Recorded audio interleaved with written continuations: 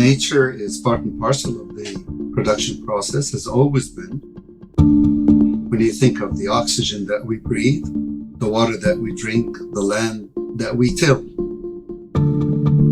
they've always been complementary inputs into the production of whatever output we were producing. More and more people are moving from rural places to cities and are disconnected from nature. So I think this disconnect contributes to not appreciating or understanding the true value of nature. And this is where we get to the elephants. I'm Fabio Berzaghi. I'm an ecologist at the Laboratory for Sciences of Climate and Environment. And my name is Ralph Chami. I am an assistant director in the Institute for Capacity Development. And welcome to this podcast produced by the International Monetary Fund. I'm Bruce Edwards. In this program, how preserving a small elephant could have a big impact in the fight against climate change.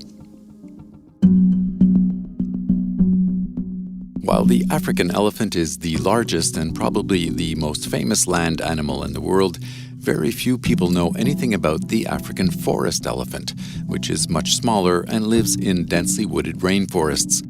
Their numbers are declining thanks to deforestation and poachers, and likely face extinction before long. Other than local conservationists and the biologists who study them, African forest elephants have very few advocates. But what if the valuable services that these forest elephants provide were more widely understood? What if people knew that the African forest elephant provides carbon capture services valued at over $150 billion? And what if those countries that host them could tap into that equity and benefit from their conservation efforts? Economist Ralph Chami and ecologist Fabio Berzaghi looked into how placing a monetary value on the services provided by natural resources could help curtail the demise of yet another species from our ecosystem. Their article, entitled "The Secret Work of Elephants," is published in the online edition of Finance and Development magazine. So if nature is, in fact, our capital, or at least part of our capital, why have we taken it for granted for so long? And how do elephants fit into this story? We have to remind ourselves, actually, that for the longest time, we lived in balance with nature. We are part of this natural world. The humans viewed themselves as part of nature, and as nature, as an input, also an output in the process. The divorce, I believe, came with the advent of the Cartesian paradigm. The Descartes, if you like, started with Descartes, where what Descartes did, he divorced the mind from the body. And by divorcing the mind from the body, humans were divorced from their natural world. And of course, the Cartesian paradigm and what followed, if you like, the Renaissance period, and then all of these fueled the Industrial Revolution. And when you divorce humans from their natural world, what means is that the sustainability of our well-being and our economic systems are no longer dependent on the sustainability of the ecosystem, then basically you are growing without paying any attention to the impact of your own activity on nature. And that's also fueled by a few assumptions that were made by very powerful writers at the time, that the presumption is that we are endowed with infinite nature or infinite commodities. So when your existence doesn't depend on nature, you're separate, and nature is abundant, then there's no incentive for you to try to understand what nature needs, because it's always there. It'll always be there. As a result, you got this Industrial Revolution that basically focused on the humans. It's a human-centric view of the world. And so you can now, rather than give and take, as we used to live before, now you're just taking, you're extracting from nature, and you're not giving back. Of course, reality hits, as we see right now with the climate change, with everything that's happening around us. And we realize that nature is not infinite, and nature is not separate from us. We are part of nature. So our own sustainability depends on the sustainability of the natural world. And that realization basically forces us to understand, so what does nature do for us? The elephants are just one example. The whales is another example. Mangroves, trees, bees, insects, all of them, they're part and parcel of what I like to think of as one breath. And that's the work that Fabio has done, is showing the importance of the elephants to our own existence through the carbon sequestration role that they play. Yeah, so thanks, Rob. We've been learning lately about this interconnection between animals, plants, and climate, and we've been learning that forest elephants that live in the tropical forest of Central and West Africa, these are different species from the savanna elephants, which are more known and more studied. So a slightly smaller elephants, they are more adapted to live in the forest. They eat huge variety of fruit, plants. And what we've been learning is that these forest elephants are important for enhancing the carbon storage in tropical forests. So if you imagine these elephants in the forest, they move from place to place looking for fruit and plants. And in this process, they stomp on small trees and they consume a lot of plant material. So elephants actually reduce the number of trees in the forest, and they allow trees to grow larger, grow taller. And this allows these trees to capture more carbon. And there's another point to the story, because there's different type of trees in the tropical forest. There's trees that grow very fast, but store less carbon per volume. And there's trees that grow slowly and store more carbon. So this process of thinning, of reducing the number of plants actually favors these slow-growing trees, but with the advantage that they store more carbon. So large trees with a high carbon density overall improve the amount of carbon stored in African tropical forest. So in this context, we see that they provide this unique service which we can quantify down to one elephant. So this allows to put some numbers into this service, which then leads directly to the carbon market. And it's quite an effect, because one elephant adds 26 tons of carbon per hectare. So if you think about the size of the Central African tropical forest and you multiply by the number of elephants, then the effect is outstanding. So they essentially, in a nutshell, promote the growth of the larger trees in the forest and bolster carbon sequestration. Ralph, how much carbon are we talking about, and what is the monetary value of that carbon in today's market? Right. I mean, when you as Fabio was saying, 26 tons per hectare, and when you look at the overall area, it's, let's say, it would be equivalent to the multiples of what the carbon dioxide that is captured by, let's say, the trees of Central Park. Wow. Multiples of that. And when you put a dollar amount, you get about $1.7 million per elephant. So wow. the elephant's worth in terms of the carbon services only is, each elephant is $1.7 million. Now, let's understand what, let's put it in context. A dead elephant due to illegal poaching fetches about $40,000 in terms of the ivory from the tusks. So you can do the math that a living elephant is far more valuable to us in services that are valuable to us than a dead elephant that only fetches maximum of 40,000, and for the poacher, much less. So this is what we're trying to say, is that a living elephant is valuable to us. And so Your article in Finance and Development magazine, a very interesting article, but it is based on a comprehensive study that makes the business case for the preservation of large animals, notably elephants. How do you propose to secure more investment in nature conservancy? Well, once we put it in monetary terms, you can start to build a case around how to help protect and grow the elephant population that's being decimated. Because notice that up till now, we know they're dying. We know they're whether it be in the savannah or in the forest, elephants are under threat, and we're unable to stop what's happening to them. The system in place right now, we have penalties, we have punishments, and still the price of ivory keeps increasing and poaching is on the rise. So that method of just purely penalties is not working. And because what it's doing, it's just saying basically, we want elephants to exist because,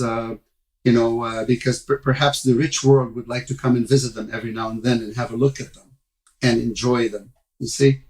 And there's for the people on the ground in the areas where the elephants exist, do not understand the value to them of a living elephant.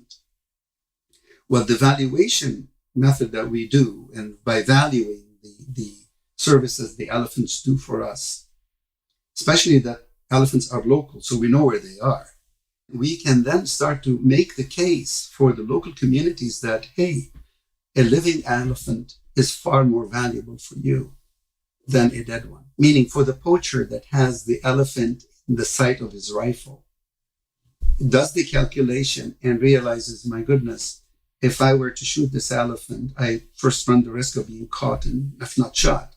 And what am I going to get out of all of this? Maybe $10, because they don't get, the amount doesn't go to them, the value of the ivory. Whereas if this elephant is alive, maybe I can get something else that is more permanent, that is less risky. And this is where the power of the valuation can help you go beyond a system of penalties, a system of incentives, changing people's behavior in a way. And I can elaborate on this if you like, how this can be made, this experience be more positive, generating local ownership, because that's the only way you're going to save the elephants.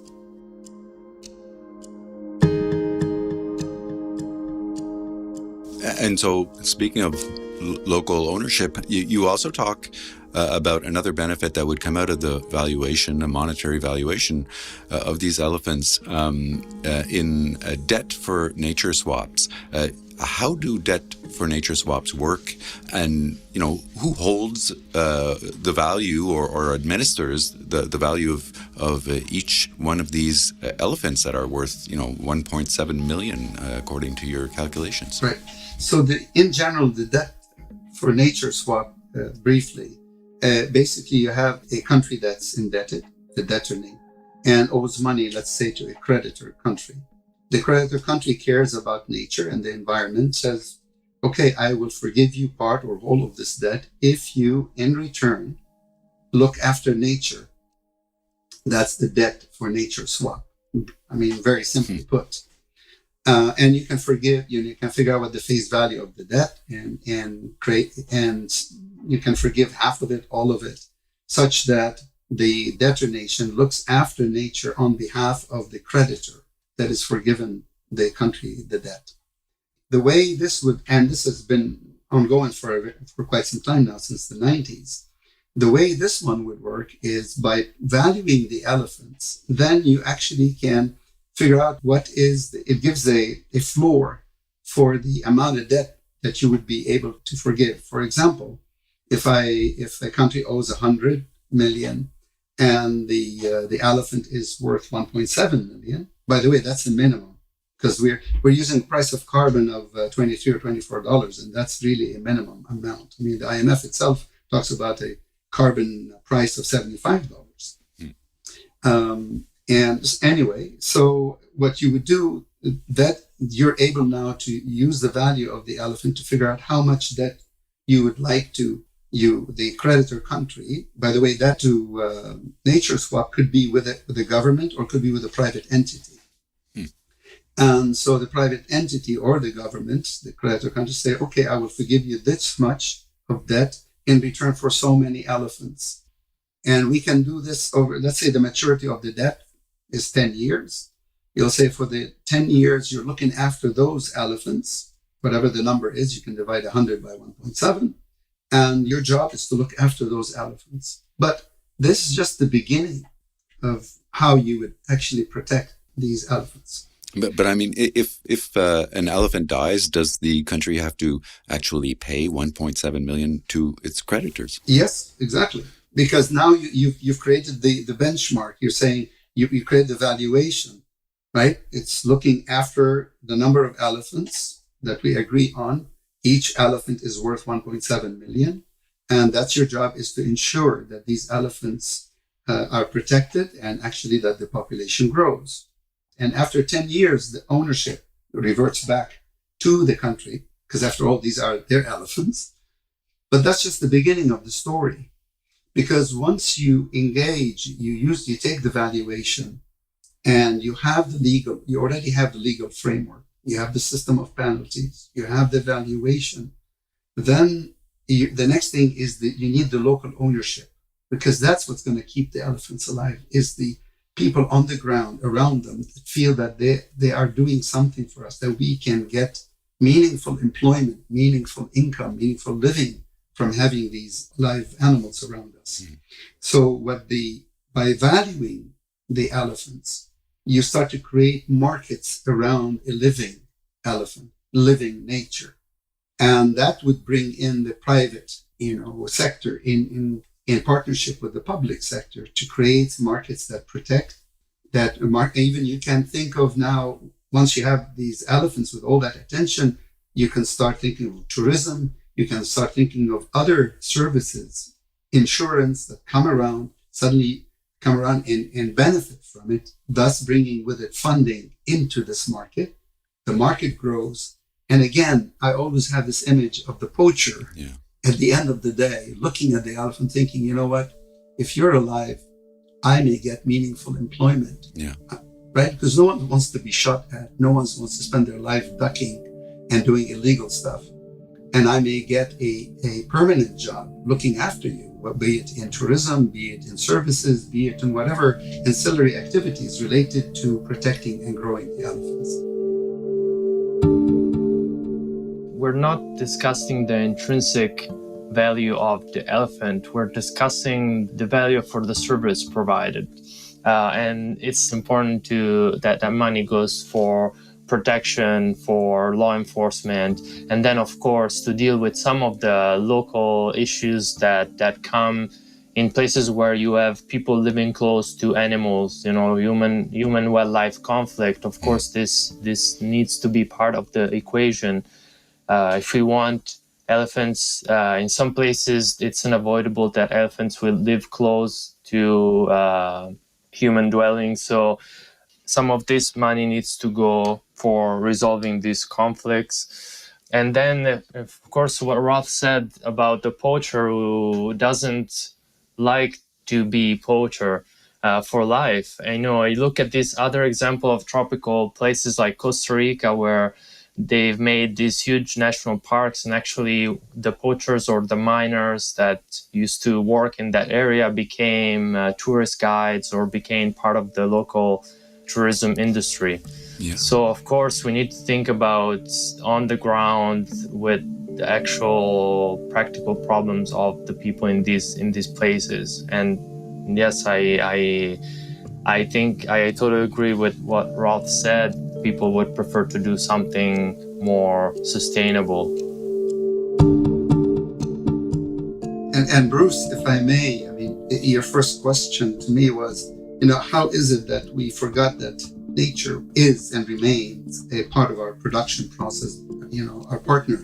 And what this is doing is bringing us back to balance. Mm-hmm. You see, the elephant is just one example. You can think of the whales in the ocean sequestering carbon. You can think of the mangrove, seagrass, trees, what have you. All of them contribute to our well-being. And this is one way of capturing, as Fabio is saying, one aspect of it, which is the carbon side, but certainly not the intrinsic value.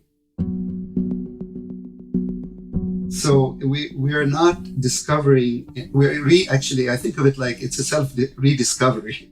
We're trying to go back to where we were before the Cartesian paradigm took us off in a direction where it divorced us from nature and provided us temporarily with kind of amnesia, forgetting that we are part of this nature, that nature is one breath, and all of us are part of it. So on a philosophical level, this, to me, is quite important, that we are looking at the elephant beyond, of course, intrinsically, it's infinitely valuable, every species, every living being. But here, we're just saying, hey, let's rediscover our relationship with the elephant. We are all part of this one breath. It's nothing new. It's just rediscovery that humans are part of this natural world. And so the sustainability of the natural world ensures our own sustainability.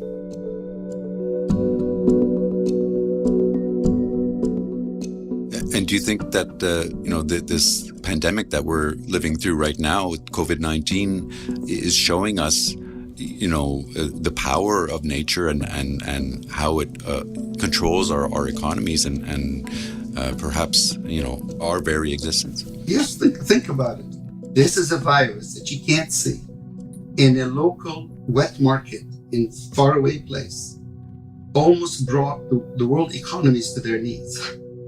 How much more do you need as proof positive of the power of nature, right? If people always tell me, is nature macrocritical? What if this is not proof positive? What is? COVID is just one example of saying nature is very important to our own existence. But I'd like to kind of put it in a more positive spin, that this is a wake-up call of the importance of investing in living nature. When we say an elephant is worth 1.7 million, and that's a living elephant. Just like when we say a living whale is worth 2 million versus a dead elephant is worth 40,000. That means we get more out of a living elephant. And this is just carbon. We're not talking about an elephant impact on biodiversity, tourism, impact on tourism. This is just one single aspect that we can measure. That's why we did that work.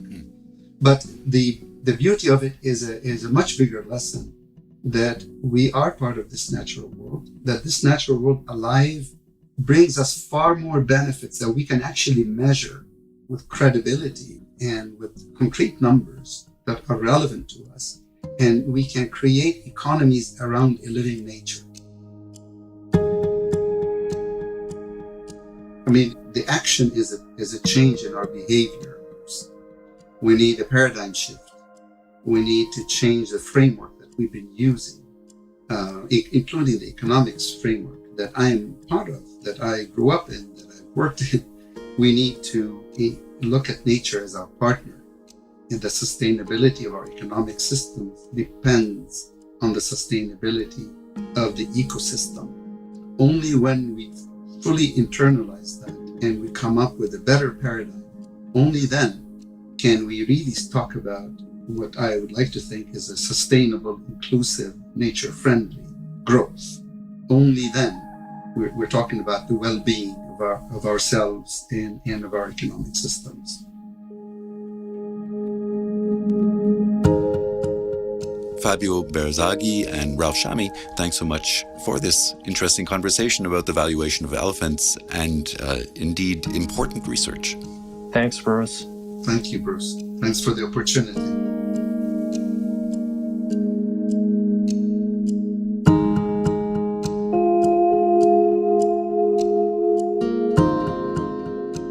Ralph Chami is Assistant Director at the IMF's Institute for Capacity Development, and Fabio Berzaghi is an ecologist at the Laboratory for Sciences of Climate and Environment in France. They are also co-authors, along with Duke University's Connell Fullenkamp and University of Notre Dame's Thomas Cosimano, of The Secret Work of Elephants, published in the online edition of Finance and Development magazine. Read it at imf.org/F&D.